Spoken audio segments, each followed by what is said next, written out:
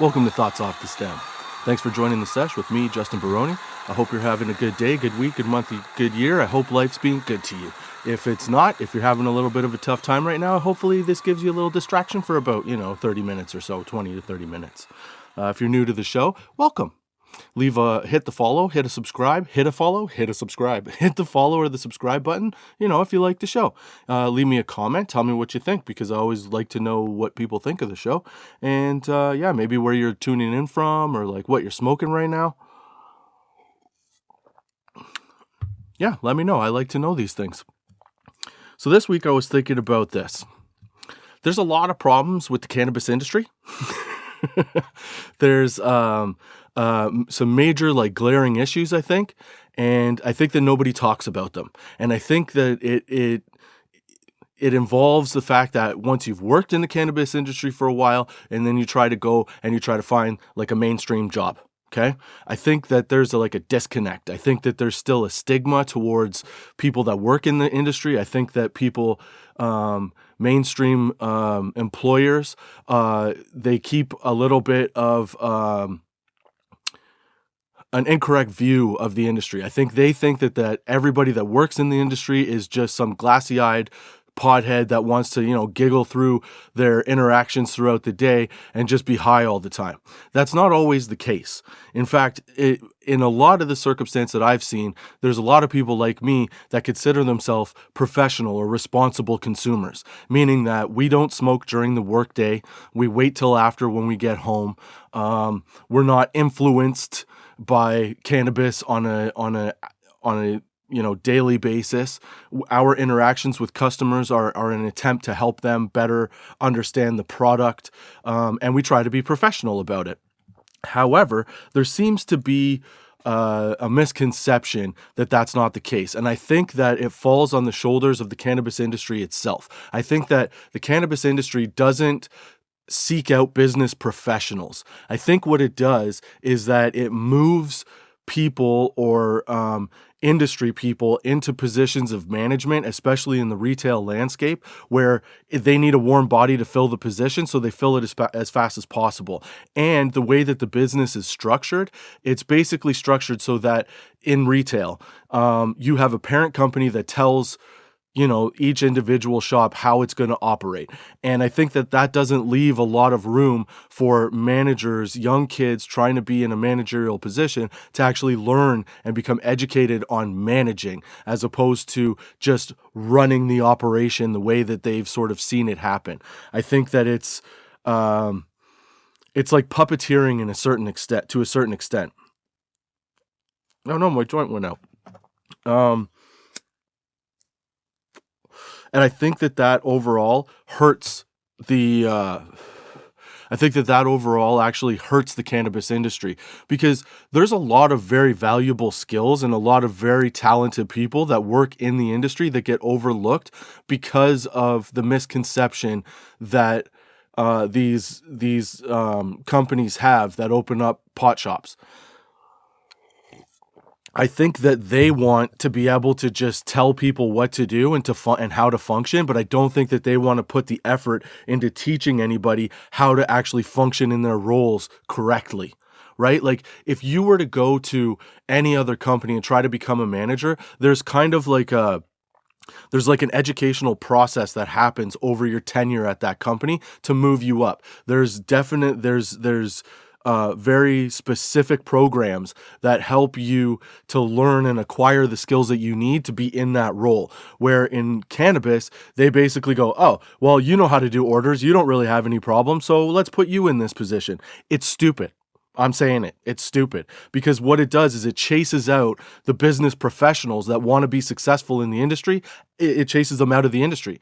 It chases them back to mainstream industry. And I've seen on LinkedIn lately, a lot of people, including myself, turn around and go, you know what? I'm done with this. I want to move in. I want to be actually successful. Like, think about it this way. If you manage a pot shop, the rate of pay to manage a pot shop is equal to being a delivery driver. Like, that doesn't make any sense. If you work at a Walmart, okay, you're making like 125 grand a year as the manager of a Walmart. Granted, I understand that their business is larger, but income wise, within the cannabis industry, if you're running a retail shop, if you're successful and you're doing really well, you're bringing in 150 grand a month. Okay? Like, there's no reason that you should be paying a manager of a pot shop 50 grand a year to manage that pot shop. You should be, in my opinion, you should be paying those people upwards of like 65, maybe 70,000. Because yes, I understand that there's other things that go into this, but as somebody that was involved in the industry at the managerial level in a retail environment, you are not compensated correctly for the skill set, the dedication, and the time that you have to provide to that company. That's a problem. And that basically guarantees that your employment pool is going to stick to younger kids that don't know what they're doing. And it allows those younger kids to believe that they're at a level that they're not, right? And it allows them to try and function within the business without understanding the processes, the ethics, and basically how to actually be a manager versus just doing the daily functions of the day. So when you work at a pot shop, especially if it's a chain, you are given directives every day, every week, every month about what is going to happen within your pot shop, and you are basically just like a glorified assistant. You're basically being told, here's the steps, this is what you do, take it, do it, finish it, complete it. That's it. We don't want anything else from you. We don't want you to actually manage in a way that promotes an authority in that. They just want somebody that can function in what they're telling them. Take direction, follow instruction, and that's it, like cookie cutter. The opposite side of that is that people that want to be successful within the industry take it upon themselves to learn and teach themselves the skills that are necessary to actually manage an environment that is fast-paced, quickly growing, is valuable, right? And brings in quite a bit of money. It's a weird industry because it seems simplistic and kind of childish, but at the same time, it's also lucrative. Like I said, if you're a quality shop, you're pulling in roughly about 150 grand a month. If you're pulling in 150 grand a month as a retailer, you're doing very well, okay? And there's no reason that you shouldn't be sourcing out business professionals to lead and to direct those environments, right? You need a hiring practice that actually incentivizes a business professional from looking at the industry not as childish, but as an actual industry. And then the opposite of that is in the mainstream industry. If you're trying to find a job, it's very difficult once you have, lent your services to cannabis. Because mainstream employers, like I said, they look at people that run these shops and work in the industry as burnouts or potheads or whatever, stoners that just get high all day and don't really have any ambition. But that's not really the case. Like, a lot of the people that are in these managerial positions want to be successful. The reason that they took the job is that they like weed, they may really understand the product, and they may really try to be making a positive impact, but they're kind of handcuffed. And so they end up having to teach and learn and build skills that you would normally get help with in the mainstream, right? And so mainstream businesses and mainstream managers and hiring managers, HR, kind of look at you with sort of like they look kind of down their nose at you, I think. And I think that that's because the industry itself is not trying to legitimize itself, really. They're just trying to turn a profit as big and as quickly as they possibly can. But in that same vein,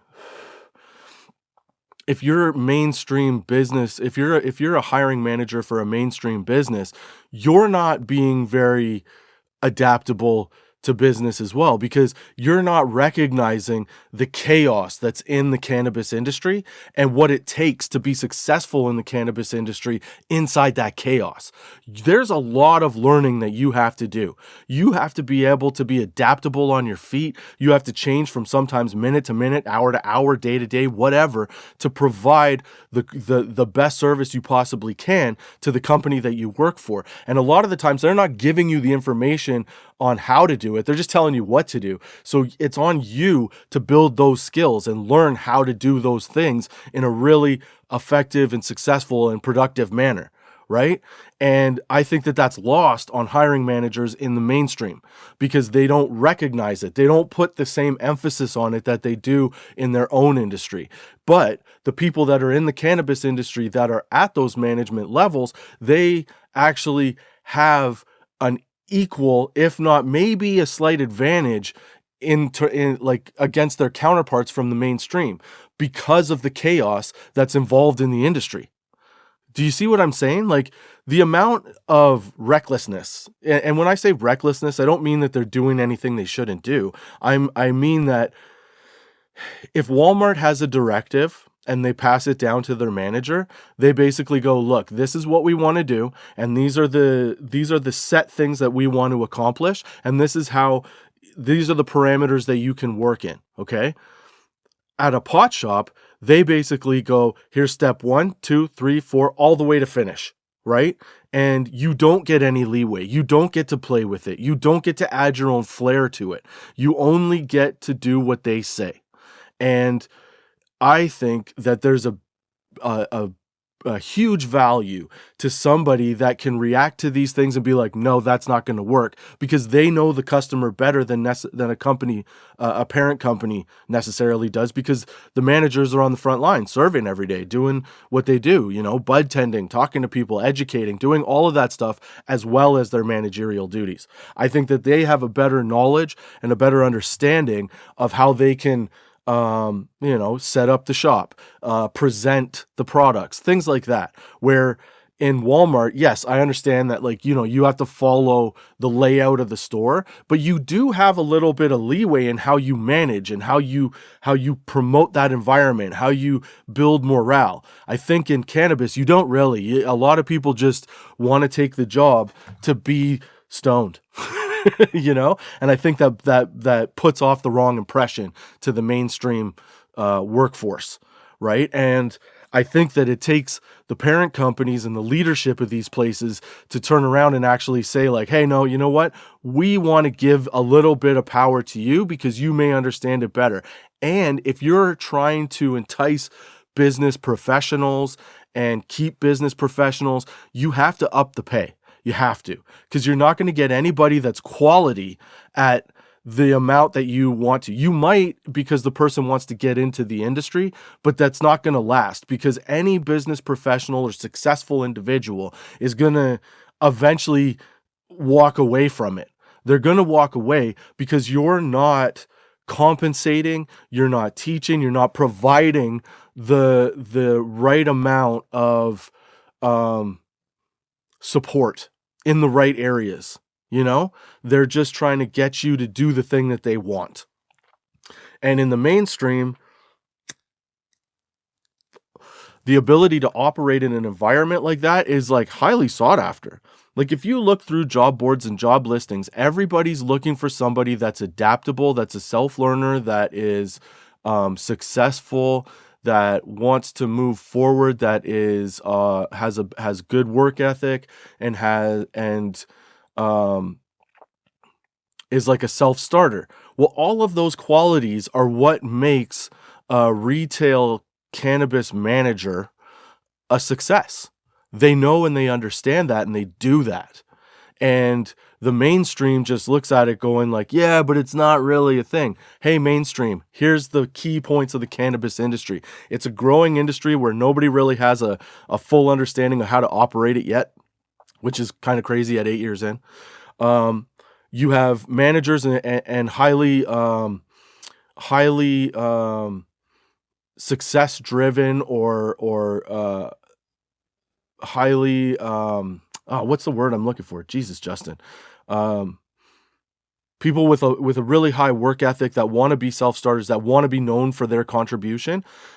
You have those people sort of running the spaces with no support, and they're doing it well, you know.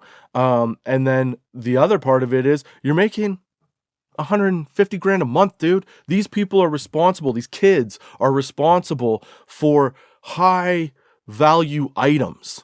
So I think that the mainstream needs to stop looking so much at the product and look more at the function of what's involved in that industry, because you can find a lot of very good candidates coming out of the cannabis industry right now for managerial or, project management positions, trying to find jobs in the mainstream. It shouldn't be a hindrance for somebody coming from cannabis to be considered, at least, for any of these positions, because all of the qualities that you're looking for are what these people have gained over the 8 years or 4 or 5, however much time that they've worked in the cannabis industry. They have built and gained those skills from scratch. Okay. They've had to do their own thing to try and get there. You know what I'm saying? Like there's still a stigma to how employment in cannabis operates, because I know from when I was helping manage a shop, we didn't put up with people coming in high or stoned to work. That was not cool. That was not an option. And I know that every shop follows the guidelines you're not supposed to be, but let's be honest, it fucking happens, dude. It happens a lot. And a lot of people will apply or pick shops that they think will allow them to do that in the day. It's ridiculous. So mainstream kind of has to separate the product from the function, because like I said, you have a lot of very intelligent, educated, success-minded individuals that are now trying to leave because the cannabis industry doesn't really have their shit together. It's still the same hierarchy. And I understand that in life, the hierarchy is you own the business, you make the most, and then the money kind of trickles down. I get it. But what I'm trying to sort of define is that at a managerial level, as you move up through the ranks, working at any of these other companies like a Walmart, a Home Depot, whatever, the pay equates to what you provide or what you're expected to provide, right? There's a comparison from skill to pay. Whereas in cannabis, there's no comparison from skill to pay. So if you're running a Walmart and you're making 125 grand a year to be the manager, that's good. That's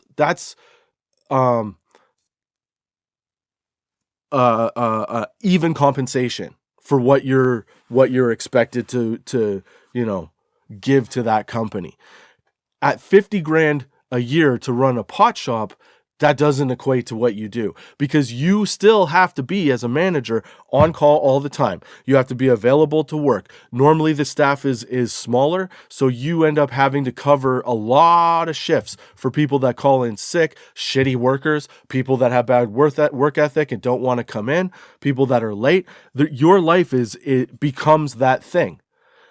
Work and life should have at least a bit of balance. If you're on vacation, you shouldn't be bothered unless it's an emergency, because I like working, I like money too. But you shouldn't be bothered unless it's an emergency. Whereas in cannabis, the expectation is that you're basically just sitting at home waiting for a phone call to get into work. Well, you can't give somebody, a business professional, 50 grand to do that.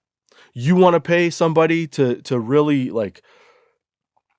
take your shop to the next level, and cannabis wants to move into the next phase of the industry, they have to do that. They have to change their value. They have to change the value associated with the positions that they have open, especially managerial positions. It's a little bit ridiculous to think that it's acceptable to ask anybody to dedicate, 60 plus hours a week to work and be the person that's in control and charge of an entire building, okay, and staff, to just to accept that. it's just not worth it. And that's why the cannabis industry ends up having young managers and the perception young managers that don't understand what they're doing and are learning as they go, and some of them get it and some of them don't, but that also lends to the outside perception that you don't really give a shit. Like, it's okay, you can basically let monkeys run this shop, it's bad, it's not good. So if cannabis wants to move into the next phase of its existence as an industry, it needs to definitely look at one, providing the proper education for managers, and then two, providing the right support for managers, and being able to communicate in a really effective manner, and having a process that's professional in place, and expecting that process to be followed and adhered to, right? And then the third thing is that you have to entice business professionals to get involved, because that's what you need. You need experience from the mainstream to take this industry to the next level. You can't just have a bunch of people that are capitalizing on an opportunity to make money, running and overseeing an industry. It doesn't add itself to progress. It just maintains. But I guess that a lot of people that got into the industry, their thought was, well, I'll get rich quick. And I think that that's still the effort. I still think that that's the focus. And it's not working. And they're not recognizing that it's not working. They need to make some adjustments. They need to pull this fringe part of industry into the mainstream by effectively integrating cannabis ideals into mainstream what's the word for it? Mainstream productivity. Okay? And you have to have that. If you don't marry the two together, then you're screwed. It's never going to get better. And in fact, if you're at the top right now, you're going to go to the bottom, because somebody's going to figure it out at some point. And yeah, that's what I think. Those are my thoughts. I was thinking about it all week, man. Excuse me. Excuse me. Yeah, it's been on my mind for a while, because I left the cannabis industry 10 months ago, and I was just kind of reflecting. I'm like, I haven't got as many interviews as I think I should have. I've got good job qualities. It's the only job I had in the cannabis industry. I have other, skills that I got from different industry before that, like mainstream industry, like good jobs. And I think I've noticed that since cannabis management, or managing a retail cannabis shop, or assistant managing a cannabis retail shop, is at the top of my resume, I feel like more employers are overlooking me, and maybe I'm not saying it's wrong. I'm just saying I think it's happening. And nobody's ever said it directly to me, but I think that it's not helping my job search, which is quite unfortunate, because like I said, I treated it as a professional situation. I didn't smoke weed at work. I didn't get high at work. I didn't get high before going into work. I was never high at work. Okay. I always waited till after. I'm a what I call a, what's it called? I just totally forgot. I don't know what this weed is that I'm smoking. I just rolled it up. It was in my jar. It didn't have a name. It was the last nug. So I figured, what the hell, I'll give this a shot. But it's making me brain fart a bit. I think it's a sativa. It's nice. It's tasty. But yeah, it's definitely started to kick in a little. But yeah, I call myself not competent consumer. Fuck, I said it earlier in the show. Oh my god, I'm definitely stoned. Responsible. I'm a responsible consumer. I've always, because I've got 3 kids and I'm a single dad, I've also always maintained that education is best. So, I don't do things that I shouldn't do in front of, my kids, or at work, things like that. And I think there's more of us than you'd think. If you're a mainstream employer, I think it's worth your time and your effort to not have a biased look at people that are coming from the cannabis industry. And if you're a manager and or owner operator in the cannabis industry, I would say that maybe it's time to look to the mainstream for a little bit of input into how to structure the processes that you operate, your operating processes in your day-to-day business. Because you guys, to a certain extent, are hurting yourselves by not employing and not incentivizing business professionals to join the industry. You need to marry it together. That's my thought. And those are my thoughts off the stem for this week. I hope you enjoyed the sesh. I hope you come back next week. If you're new to the show, thank you for sticking around, baby. Hit follow and subscribe so you don't miss any of the episodes. Leave me a comment. Tell me where you're listening from, what you think of the show, maybe what you smoked this week, or what you're thinking about smoking, or one of your favorite. Let me know. Just like create some dialogue. Let me know, Yeah. Oh, and check out tots420.com. And for episodes and things like that. And I think that's it. So yeah, until next time, keep your lids low, baby.